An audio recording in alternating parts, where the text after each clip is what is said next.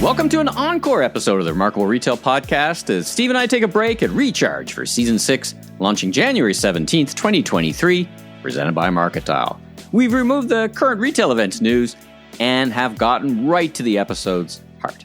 That's right. We thought during our hiatus we would bring back some of our most popular episodes from our back catalog, which is now getting pretty extensive.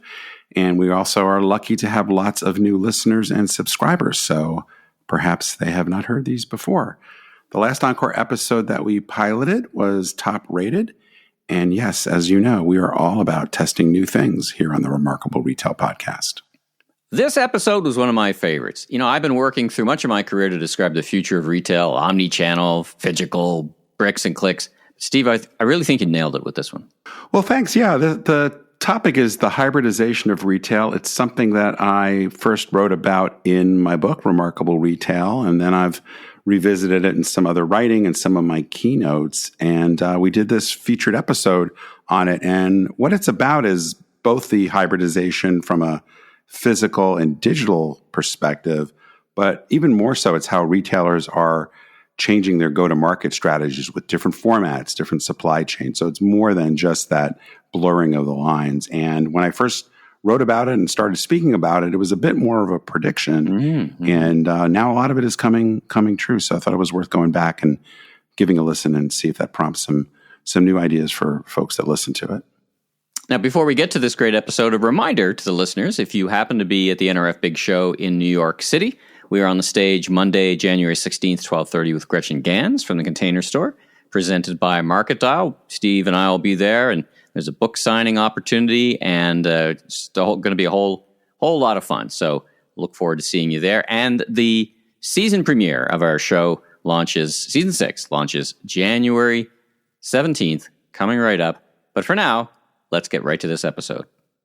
So, Steve, let's take the opportunity to dive into this recent article that you published in Forbes, this hybridization of retail. I mean, when I start thinking about retail and its evolution over the past decades, like over the course of our career, it started with basic stores or a catalog, right? You had kind of two ways to order.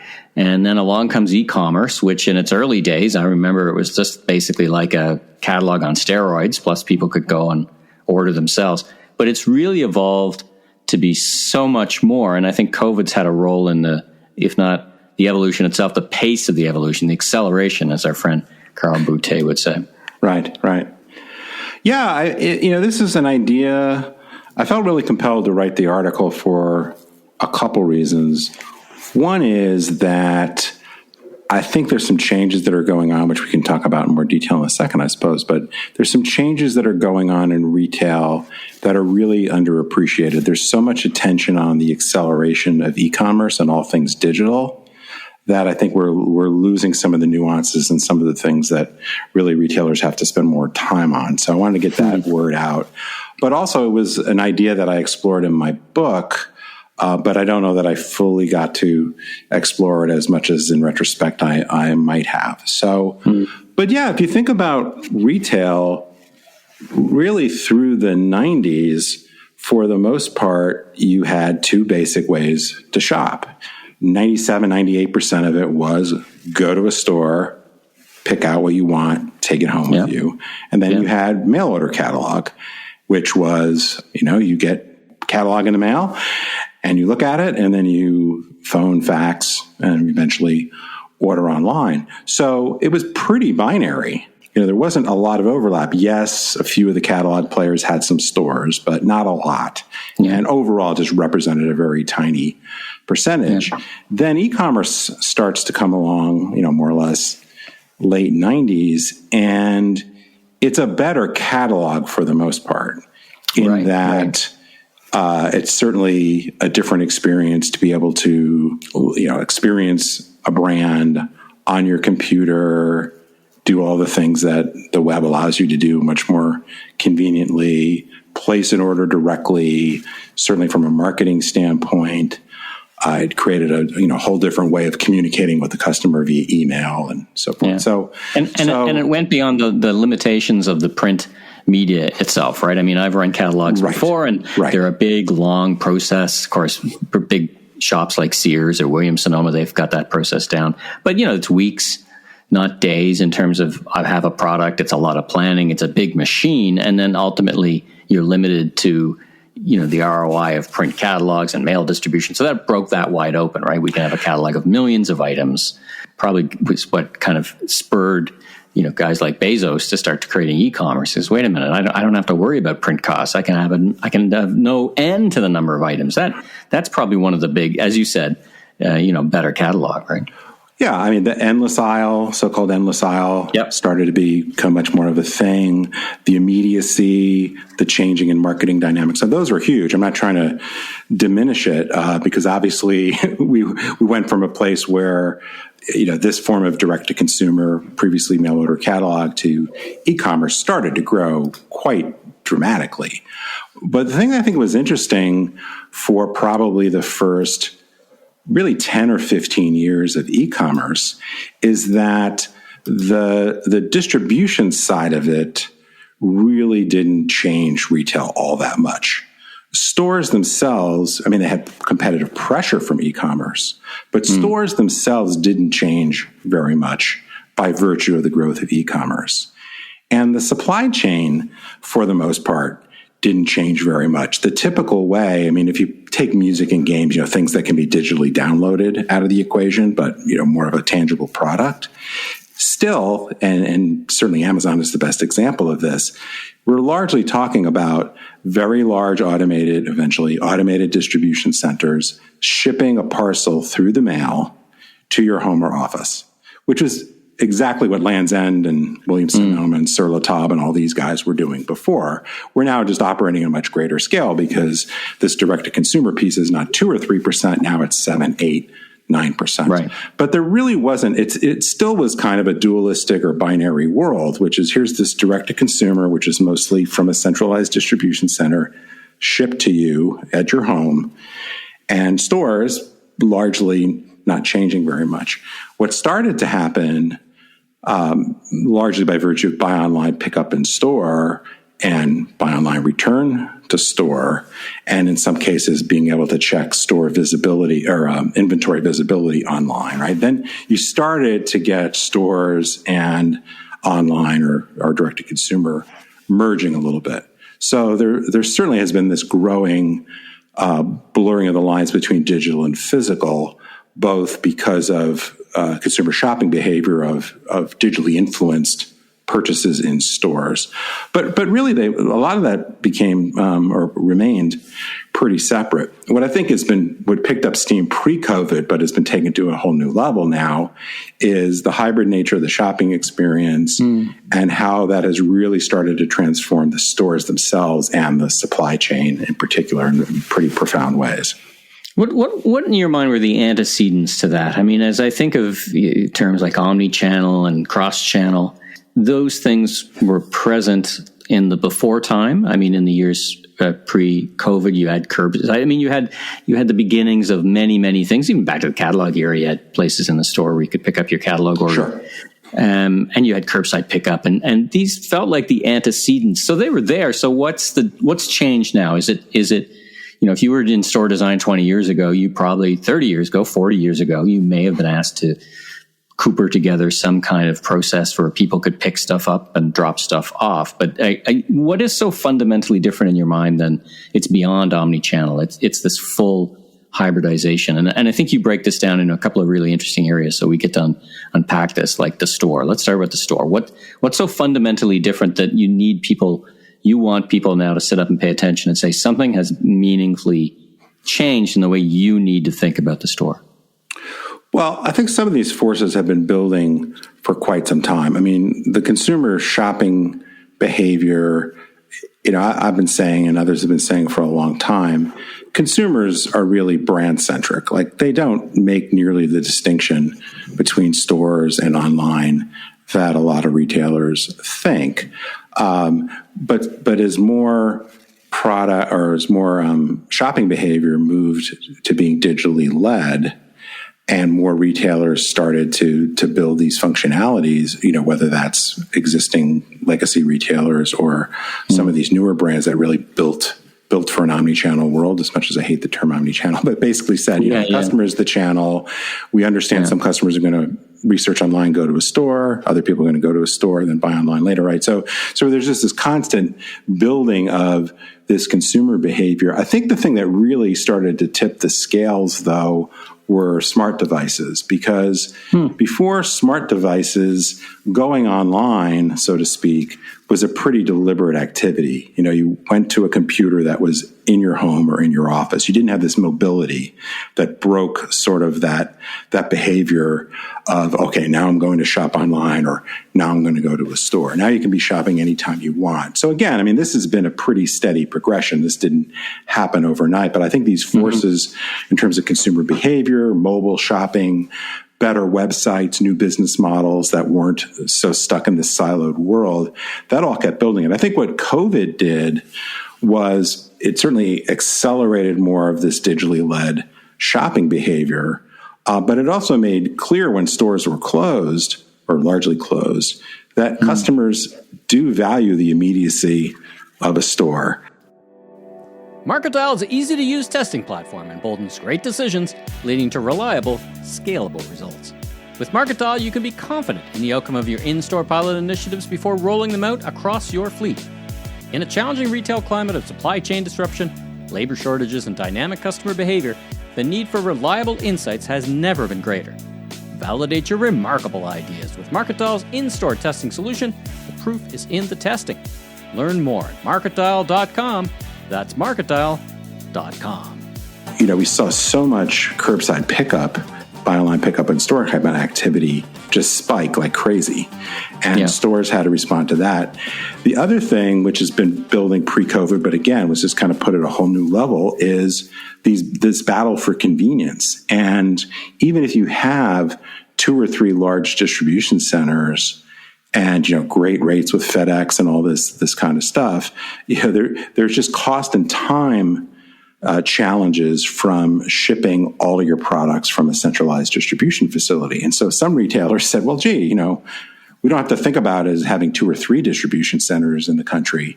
We've got 900 distribution centers or 1,000 distribution centers because we have all these stores. Right. You've got this, I still feel or perceive this philosophical difference in when I have these conversations with retailers. Some feel like e-commerce, pickup, curbside, BOPUS are expensive ways to use their existing property. Can't people just come and shop the way we built the store? And then I think others are, and this is what feels like you're talking about, others are saying, well, this can be a very inexpensive way to handle the unit economics of shipping, plus give it a strategic advantage. Why do you think it's taking retailers a long time to get sorted on that second way of thinking?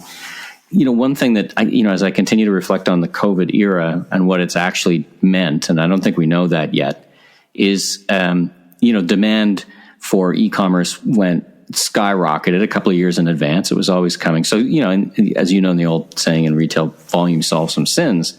So now you've got some volume that make the things make sense. Is that all that it took? Was it the volumes would go up, or is there more at work here? Well, I think that's certainly kind of rubbed a lot of retailers' face in the challenge, so to speak.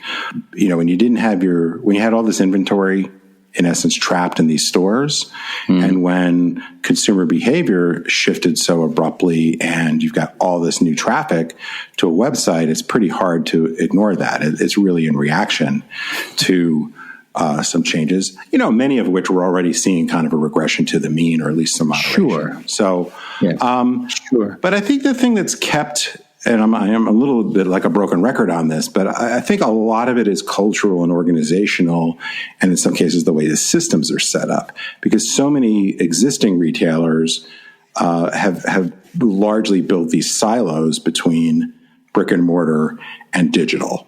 And despite all the discussion of omnichannel for 9 or 10 years, there's still a lot of separation, a lot of metrics that are channel specific, and organization and systems and so forth that have kept these separate.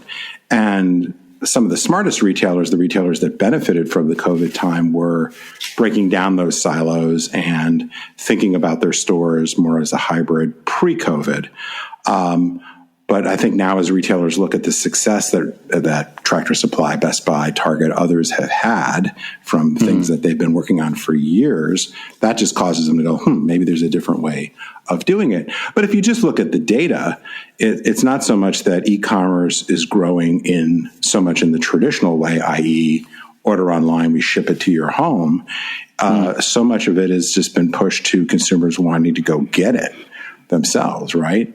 Or retailers just doing the math and, to your point, saying, well, actually, maybe it's cheaper for me to fulfill from a store, or it's cheaper for me to shave a day or two off of delivery time, which is becoming more and more important as a decision criteria. So I think the data is just overwhelming.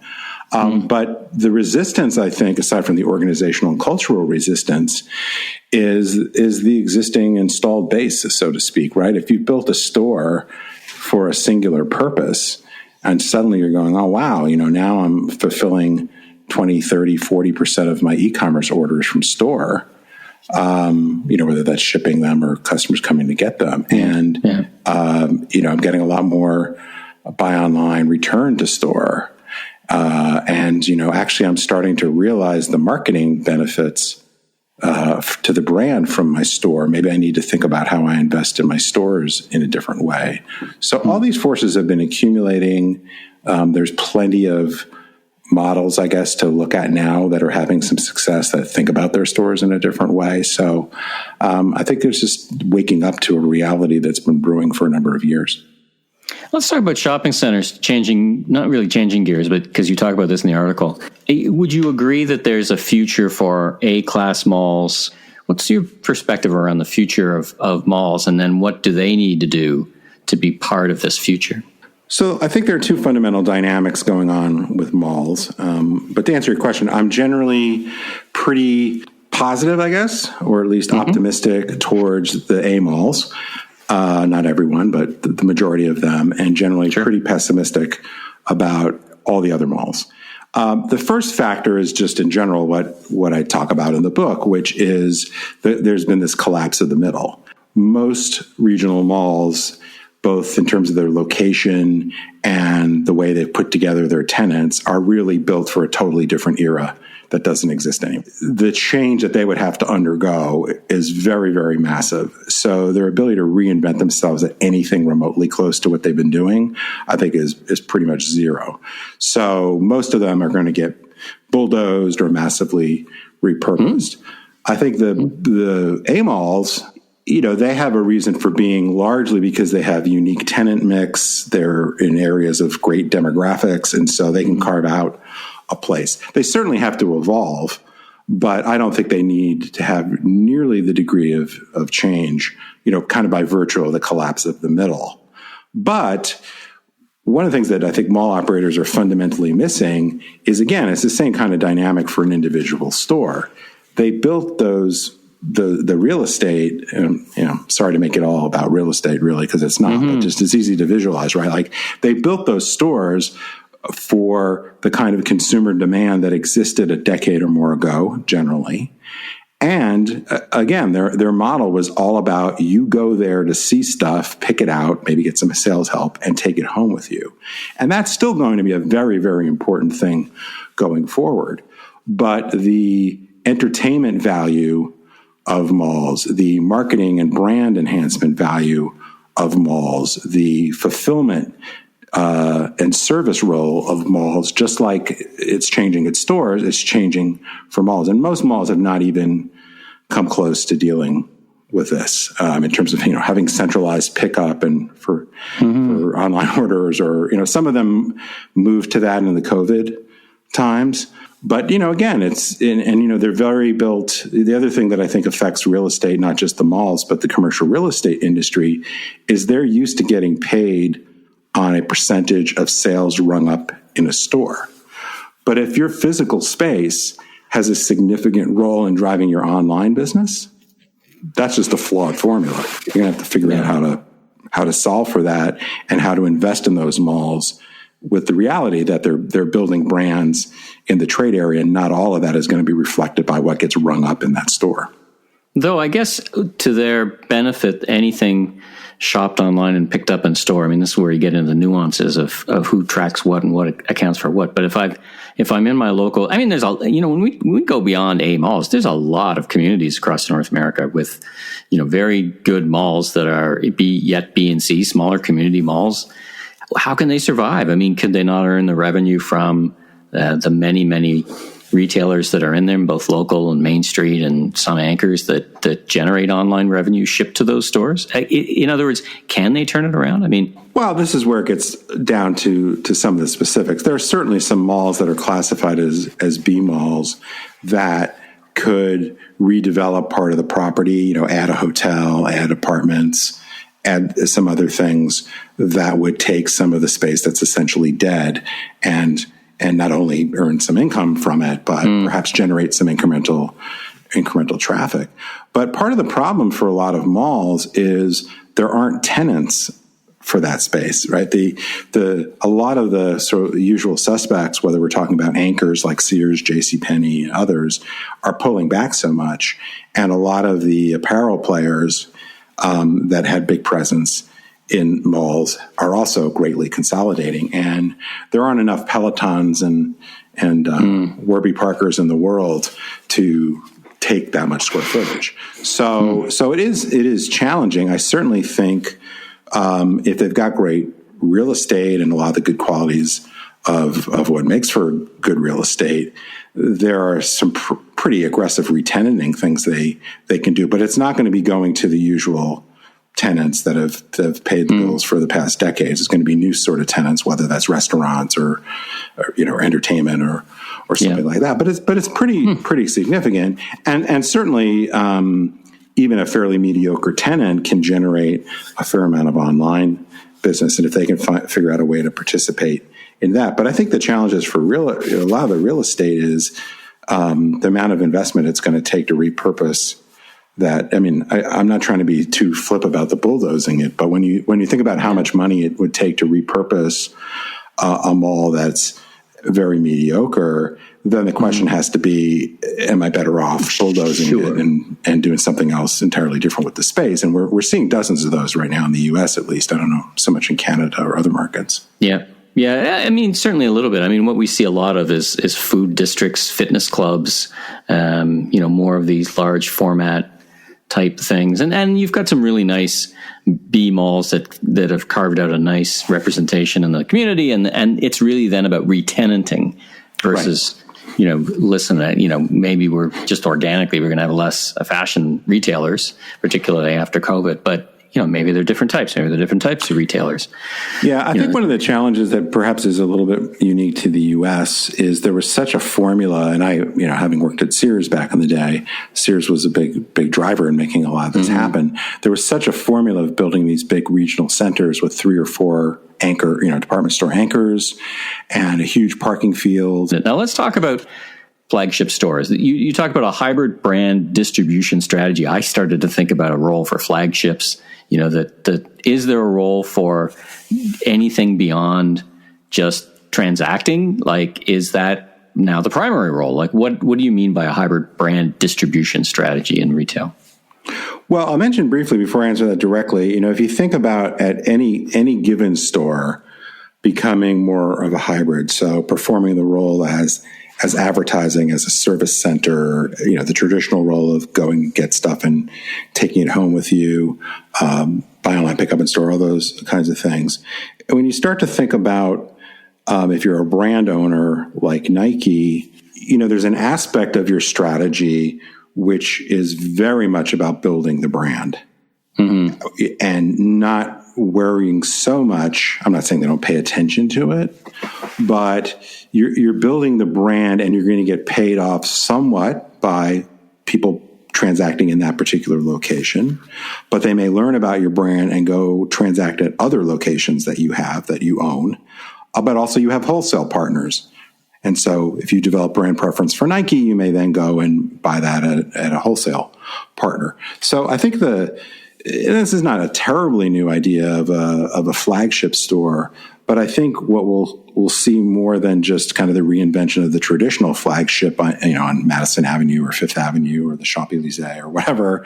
I think you'll see this hybrid distribution strategy where brands are saying, okay, we need to think much more carefully about our own distribution, both our e-commerce and the different formats that we control, but also trying to get the right balance of wholesale partners. And this is a pretty big change. Again, a lot of this goes back to the evolution of e-commerce, where if you were a manufacturer, for the most part, you didn't have any real relationship with the end consumer. But the internet, from a marketing standpoint, but ultimately from a transactional standpoint, has allowed you to sell directly to those end consumers, to get their names, to be able to do your direct marketing stuff. And, that not only gives you more strategic control of your brand, but in many cases, it gives you better economics. So Nike is the poster child for this, but many more manufacturers are really developing their distribution strategy in a much different way than they were just a few years ago, which is, again... It's still a tricky proposition, though. I mean, Nike, it's good to be king. Canada Goose, good to be king. In other words, there is some fear, at least there is some perspective from retailers that I helped make your brand, and now that you've become a brand, you're off on your own and you're going to cut me off, right? Sure, this right. Battle between retailers and the brand. Some brands are just as a pure brand. They're very good wholesalers, but they're actually not very good retailers, because that's a whole different organization to set up. So for some, it's an ambition. For some, I think it's still, the vast majority for many is still done in stores. And how do you craft a strategy? And this is a whole topic for a whole other episode, but how do you craft a brand strategy that gets you both a winning strategy direct to consumer and a winning strategy with your retail partners? Because you better be careful how far down that path you go, because you could find yourself out in the wilderness in a bit of trouble. Yeah, I absolutely think it's worth a separate episode, because I think the dynamics here have changed a lot. You have to be careful. I have had a couple clients in this arena, is the retailers that feel like they're getting cut out by the brand, and also working for a couple brands.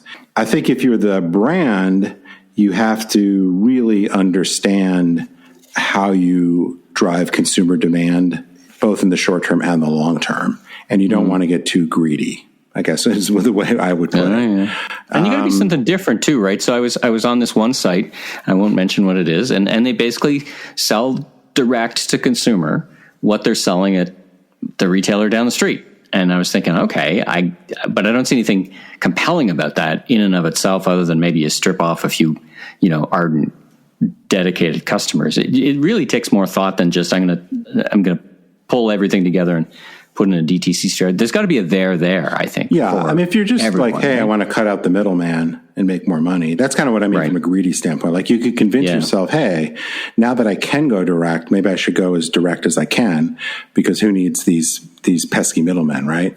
If that's your primary orientation, I think you're likely to get yourself into trouble. You really have to understand how you drive demand and think longer term, because clearly plenty of customers value going to a multi-brand retailer. They're not just, the only thing I'm ever willing to buy is Nike or Canada Goose or whatever. Like, so if you narrow your distribution too much, you can really be underdeveloping the brand. Right. The flip side is, if the theme turns on you, right? So you're great now, but brands ebb and flow, right? It's very hard for every brand to have a run without a couple of soft years.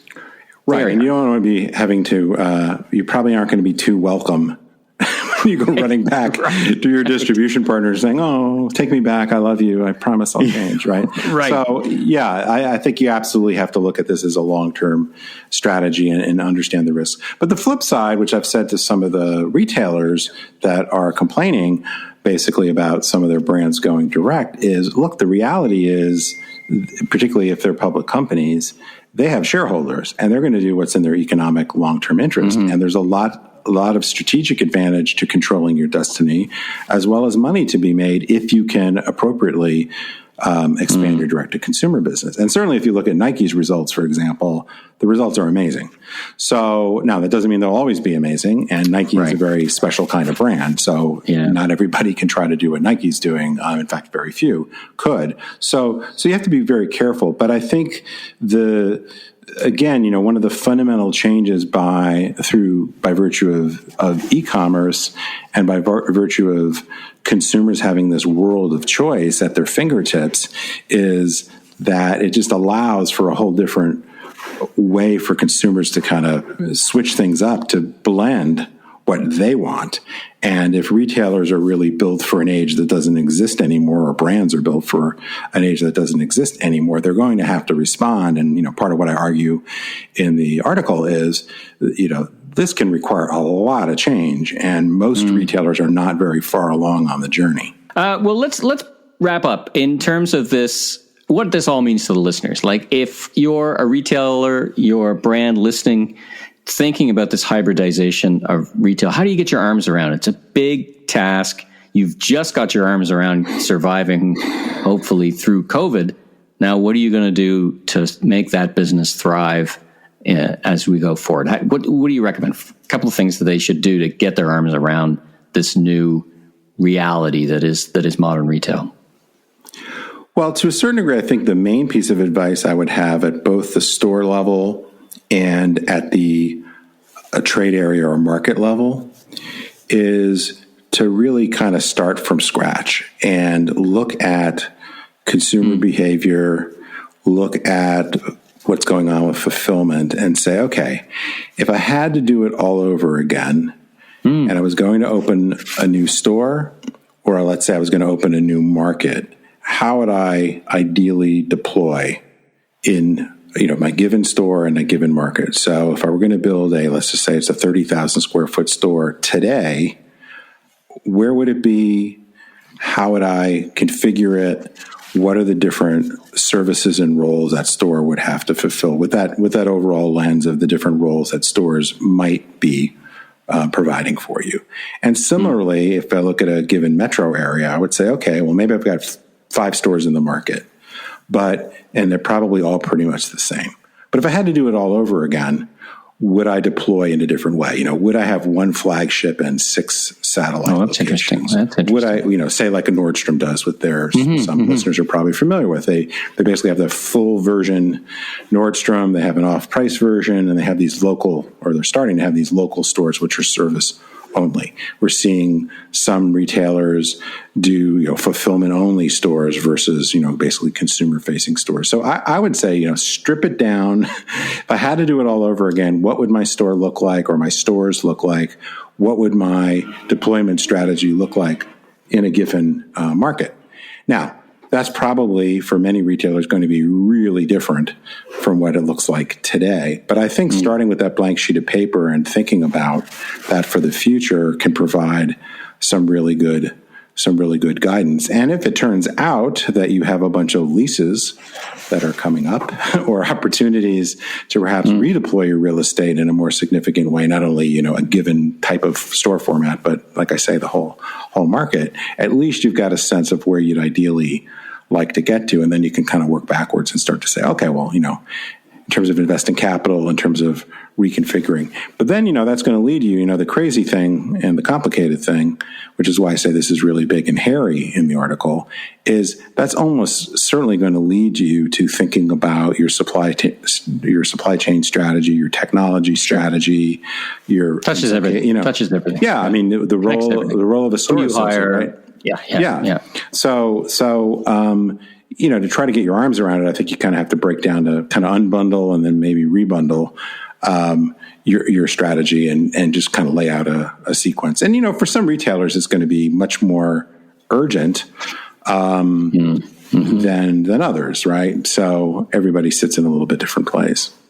Well, I think it's great advice because it reminds me of that moment in Al Gore's movie about the environment, where he said, listen, climate change is so massive, it almost feels too overwhelming. You can't do anything. But the reality is you can chip away at it.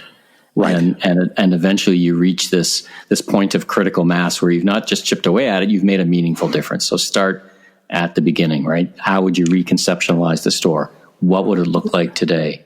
Can we do that in an entire market? Maybe we try, that kind of, take it on one step at a time without getting too overwhelmed by as you say, the big hairiness of it, the enormity of the change. Well, first of all, I think it can definitely inform some testing of formats or standing up maybe some different fulfillment or what have you. But the worst case scenario, and the thing, frankly, I'm most fearful of, and I've been saying this for a while, but I think as I've dug into this hybridization issue, it creates a different sense of urgency, which is the worst case scenario is you keep trying to polish what you have, which is already decidedly mediocre. So if retailers are re-upping leases and they're painting the walls and putting in some new fixture, putting in a coffee shop, a little store in a store or whatever, and thinking like that's the investment that's going to get them to the next level, they're probably just delaying the inevitable. So without this kind of stripping down to the studs or whatever expression you want to use, thinking more creatively, you may not see some of the realities that you have to deal with. And, like I said, this is not going to be an existential crisis if they don't, for every retailer, like, if I don't start working on this very aggressively in the next few months, I'm out of business. I'm not suggesting that, though. For some, it might. But you constantly have this decision about how to invest your time and energy, what technologies you want to lean into, et cetera, et cetera, et cetera. So if you don't have that clear view of where you think you might need to get to over the long term, you're likely to make some perhaps irreversible mistakes. Not to play out the climate change thing too much. Yeah, I guess it harkens back to something you quoted in the first book, and the second is that best time to plant a tree philosophy, right? You probably should have been working on this 20 years ago, but the next best time to start working on this is tomorrow or today, right? Yep. If you like what you heard, please follow us on Apple, Spotify, your favorite podcast platform, so you can catch up with all our great interviews, including Hal Lawton talking about Tractor Supply's remarkable Life Out Here growth story. I'm Steve Dennis, author of the best-selling book, Remarkable Retail, How to Win and Keep Customers in the Age of Disruption. You can learn more about me, my consulting, and keynote speaking at StephenPDennis.com. And I'm Michael LeBlanc, consumer retail growth consultant, keynote speaker, and producer and host of a series of retail trade podcasts, including this one. You can learn even more about me on LinkedIn, and you can catch up with Steve and I in person at the NRF Big Show in New York, January 16th on the stage, talking about what it takes to be remarkable with Container Store SVP Gretchen Gans. See you in New York, everyone.